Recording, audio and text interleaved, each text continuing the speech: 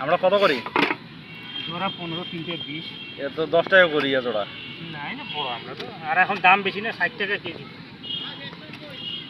পাইকারি, 60 টাকা কেজি। আমরা দুইটা দেন, দুইটা, তিনটা না?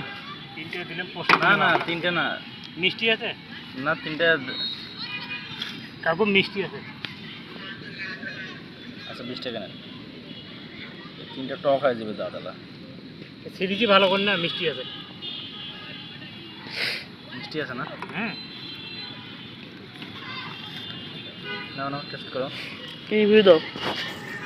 রিভিউ এটা কি তুমি বানাইছো? না মানে সবগুলা দেখালে রিভিউ চাও যে তুমি?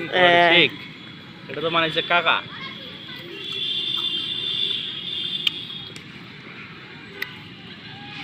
বলো। কাকার বিজনেস দেখছো, এটা তো সিটারি বিজনেস।